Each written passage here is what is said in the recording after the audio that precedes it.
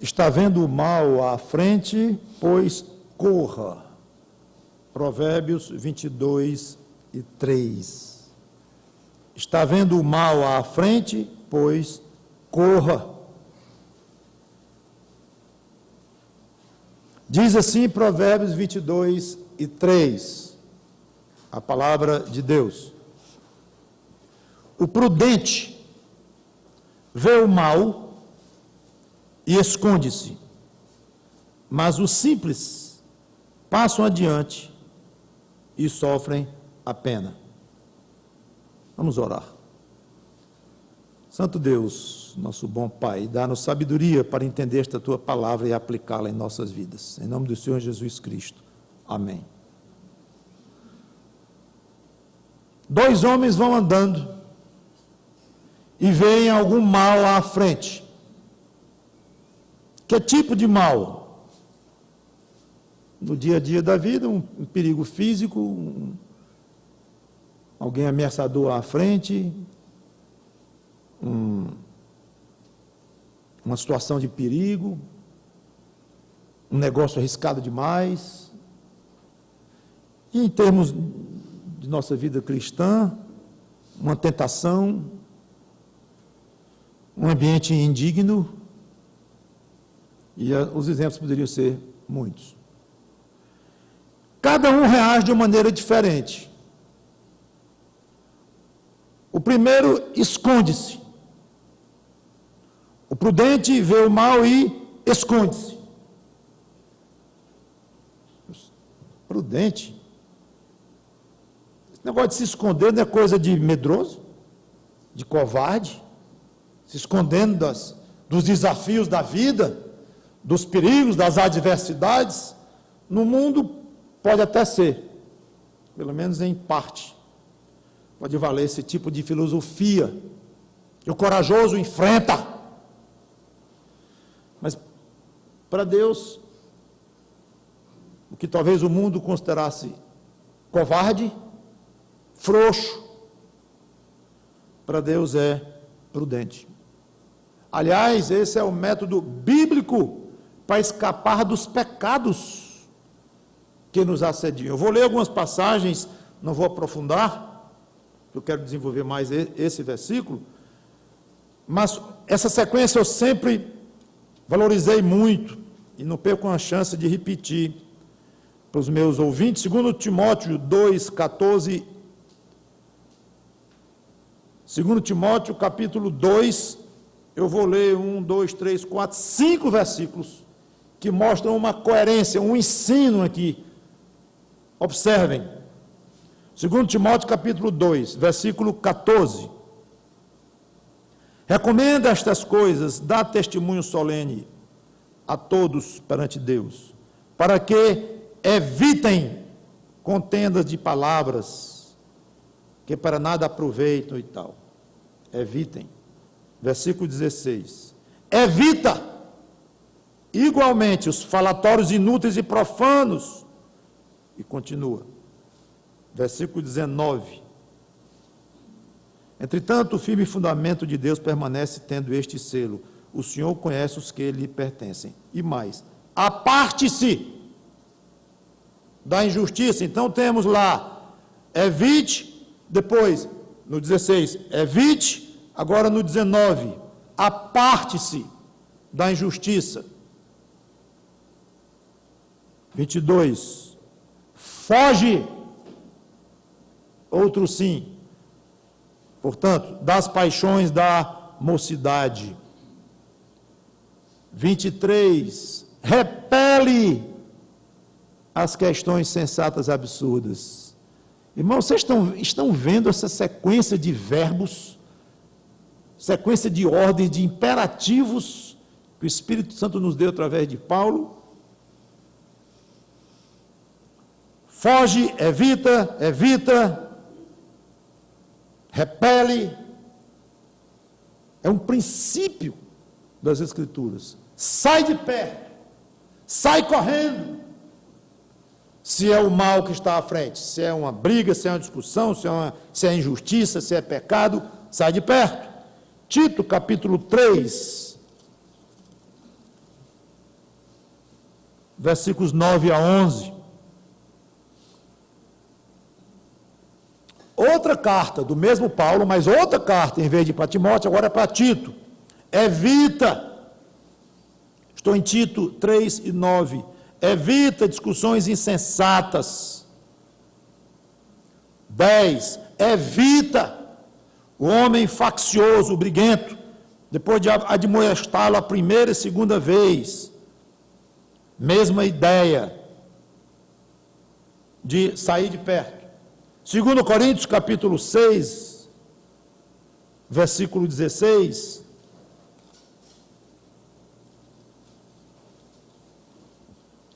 Segundo Coríntios, capítulo 6, versículo 16, famosa passagem da separação ou da não associação do que é salvo em Cristo e do que não é. E aqui tem várias qualificações do crente, do filho de Deus e do que não é. Que harmonia, vou começar do 15.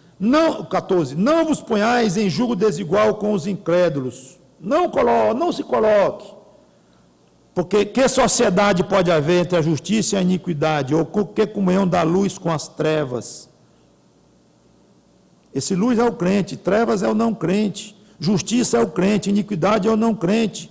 Que harmonia entre Cristo e o maligno? Cristo é o crente, o maligno é o que é não crente, ou seja, pessoas que pertencem a um e a outra pertence ao outro. Que união do crente com o incrédulo, aquele disse os verbos mesmo, as palavras, substantivos. Crente e incrédulo. Que ligação há entre o santuário de Deus e os ídolos? Porque nós somos santuário de Deus, do Deus vivente, como ele próprio disse. Habitarei e andarei entre eles, serei o seu Deus e eles serão o meu povo. Por isso, retirai-vos. Mais um verbo, mostrando a claríssima orientação da Bíblia. Retirai-vos do meio deles, separai-vos, saiam de perto, diz o Senhor. Não toqueis em coisas impuras e eu vos receberei, serei vosso Pai. E a passagem continua. Então, aos olhos das Escrituras, aos olhos de Deus, alguém que vê o mal à sua frente, alguma forma de mal, e evita, passa longe, é um homem prudente, ou uma mulher prudente. Não é um covarde, nem um medroso ou um frouxo, é prudente, prudência. Aí vem o segundo, passa adiante, voltando a Provérbios capítulo 22, versículo 3, o prudente vê o mal e esconde-se, mas os simples passam adiante e sofrem a pena. Vê o mal, não se esconde, resolve enfrentar, corajoso, né? Valente, destemido, homem de valor, de iniciativa, mulher de fibra, porque enfrentou, sabendo que era um mal que estava à sua frente, destemida. O mundo pode ser, para Deus, é um tolo. A palavra aqui no hebraico é simples. No original, quer dizer, a palavra no português, traduzindo o hebraico, é simples. Mas não nos ajuda muito. É simples. Como é simples? Ainda quando vamos lá no hebraico e vamos ver no dicionário o que é, significa tolo. Pode ter a ideia também de ingenuidade, mas uma ingenuidade tola mesmo, que vai e faz tolice, estupidez, insensatez. Então, aos olhos de Deus, alguém que age assim é um tolo, é um insensato. E essa atitude pode revelar muitas coisas: arrogância, inconsequência, irresponsabilidade, excesso de confiança em si mesmo, excesso de confiança em outras pessoas. Dou um telefonema para alguém ali, resolve ligeirinho meu problema. Se não der certo, eu enfrentar esse mal. Vou enfrentar, rapaz, isso não vai dar certo. Vou! Eu tenho umas ligações aí. Bom. Irresponsável. E essa pessoa, como a Bíblia diz, vai sofrer a pena. Vai cair. Vai se prejudicar. Vai pecar, inclusive. Que é o pior das quedas, diante de Deus. A Bíblia contém alguns exemplos em que nós vemos as duas reações. Interessante isso, eu vou ler só duas. Sétima praga no Egito, as pedras. Lá em Êxodo capítulo 9, versículo 20. Deixe-me ler do 18 para frente.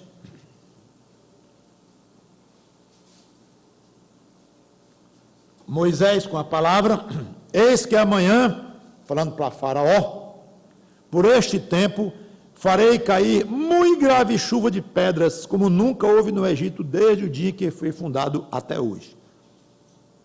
Agora, pois, manda recolher o teu gado e tudo o que tens no campo, todo homem e animal que se acharem no campo e não se recolherem. Agora, pois, manda recolher o teu gado e tudo o que tens no campo. Todo homem e animal que se acharem no campo e não se recolherem à casa, em caindo sobre eles a chuva de pedras, morrerão. Moisés foi claro, ainda teve a misericórdia de avisar antes. Quem dos oficiais de Faraó temia a palavra do Senhor, fez fugir os seus servos e o seu gado para as casas. Aquele, porém, que não se importava com a palavra do Senhor, deixou ficar no campo os seus servos e o seu gado. O mal está à frente, vem pedra do céu que vai matar a gente, bicho, quebra árvore, o estrago vai ser grande, eu estou avisando. Moisés diz, Deus está mandando avisar por meu intermédio, recolha. Não tinha nenhuma obrigação de avisar, mas recolha. E muito disse, epa, vem problema grande, eu não vou enfrentar isto, eu vou fugir dessas pedras, eu vou evitar esse problema.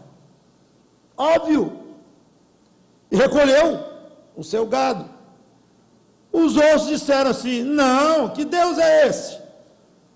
Eu enfrento isso fácil, ou com o meu Deus lá, pagão, ou com minha própria capacidade, eu nem acredito nisso aí, isso é papo, sei lá o que passou na cabeça das pessoas que não recolheram sob o aviso de Deus.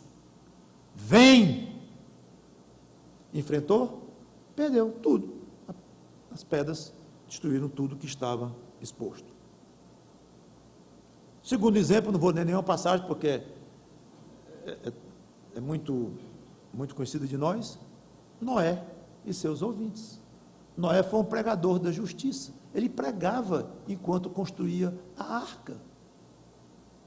Vem chuva muita. Arrependam-se dos pecados de vocês. Ele pregou, avisou.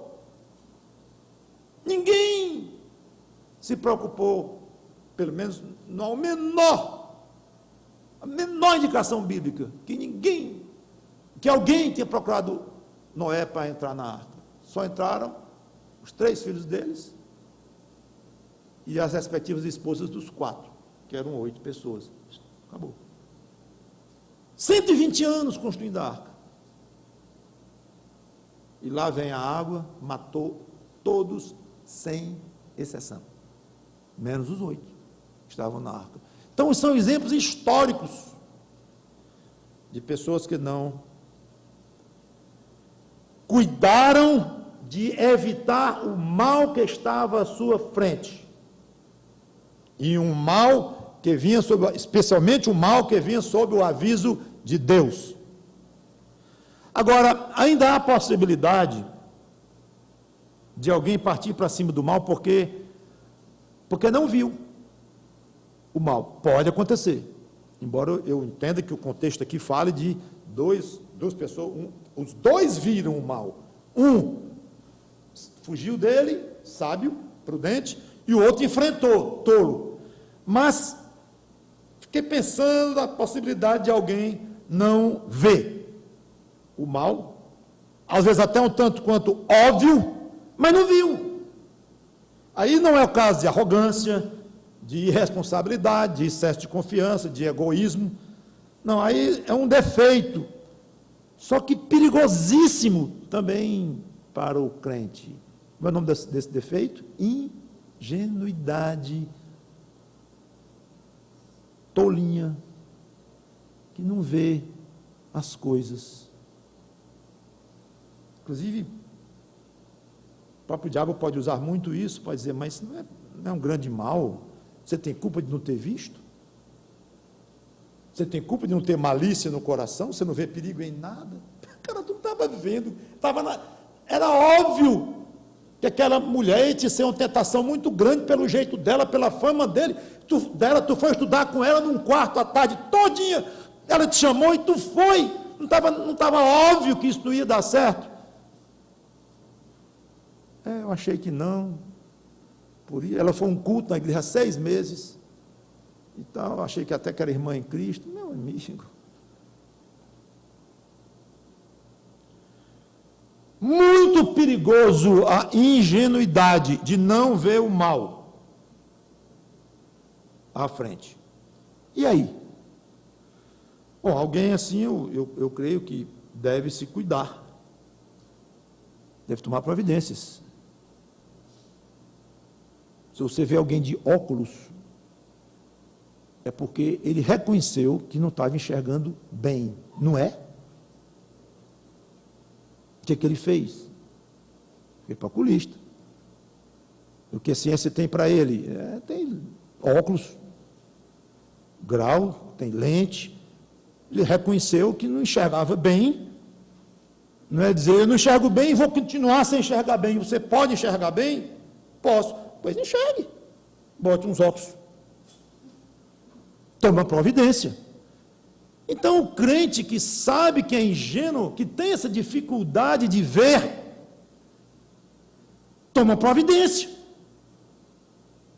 E eu não vou aqui passar muito tempo falando sobre isso, mas eu quero só lembrar que o Senhor Jesus Cristo alertou fortemente contra a ingenuidade. Sede prudentes como as serpentes e simples como as pombas. Prudente, no grego, significa inteligente, sábio, atento aos próprios interesses. Então, fique atento. Porque eu sou avoado, sou desatento, eu não sei o quanto isso vai justificar diante de Deus um pecado, depois outro pecado, porque você é ingênuozinho. Não sei, é bom ter cuidado. Seja prudente, ele mandou ser. Se ele mandou ser, é porque há formas de você tomar providência para ser. Ele não ia mandar nós sermos uma coisa que nós não poderíamos ser. Pelo menos tentar ser um grau mais, não de uma maneira absoluta, mas um grau a mais do que nós podemos. Há esforço nisto. E prudentes como as serpentes e simples como as pombas. E essa palavra simples, ok, vamos para o grego lá, não misturado, puro como em vinhos ou metais. Aí no aspecto da mente, e aspecto espiritual, tem puro de mente, sem um misto de maldade, livre de malícia, inocente, simples. Agora é curioso que Jesus diz assim, seja prudente e inocente, livre de malícia. Uma coisa não é excludente. Você pode ser muito prudente, enxergar onde tem malícia, enxergar o perigo da malícia ao seu redor, mas você não tem malícia dentro, você é simples, no sentido de que você tem pureza dentro, você não quer se misturar com a malícia. Então as duas coisas podem e devem existir paralelamente, prudente, desconfiado, mas ao mesmo tempo não desconfiado a ponto que lhe impeça de ser uma pessoa pura, o mais que puder, e que tem uma margem para amar as pessoas, uma margem para acreditar nas pessoas, sim. Então não é alguém malicioso como uma serpente, não, é só a prudência da serpente, mas o coração sem mistura, puro. Essas duas coisas devem conviver.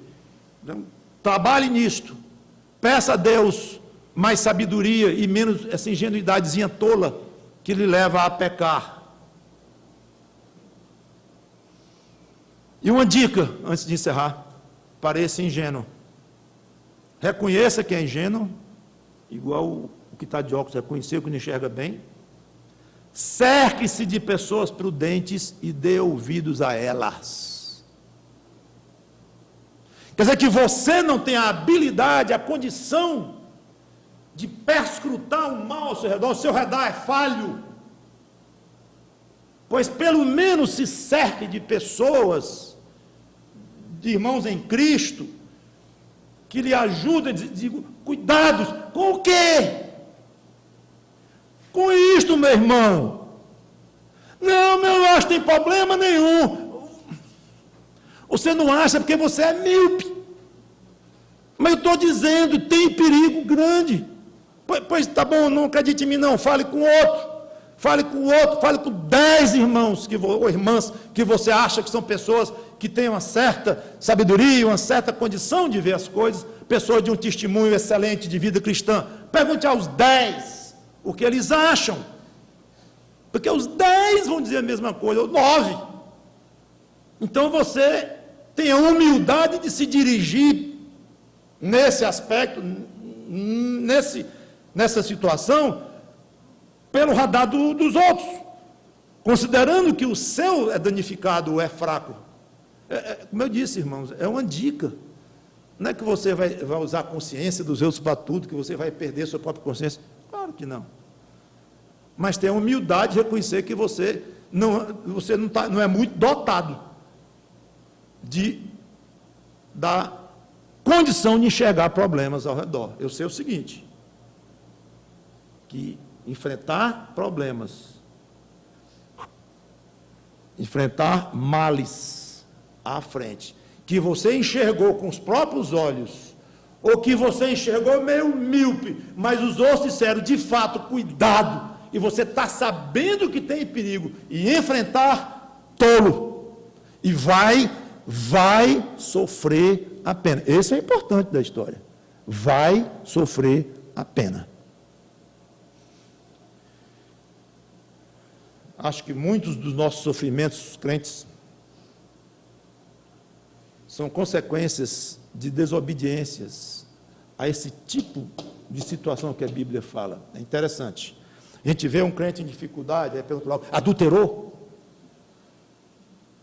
roubou da empresa dele, pessoal num pecado grave, grande e externo, uma coisa chocante mesmo. Está mentindo direto para as pessoas. Olha, está aí, olha aí o sofrimento dele. É impossível você dizer exatamente por que o irmão fulano, o irmão fulano está sofrendo. Muitas vezes não é nem por uma disciplina de Deus, às vezes é um teste, uma prova. É impossível. Mas, sem querer apontar motivos de sofrimentos, eu estou dando a minha opinião e a minha convicção de que muitos sofrimentos nossos, dos crentes, se Deus fosse apontar, esse pode, porque Ele faz, acho que iria nos surpreender em dizer assim, algo do tipo, sabe por que você está sofrendo?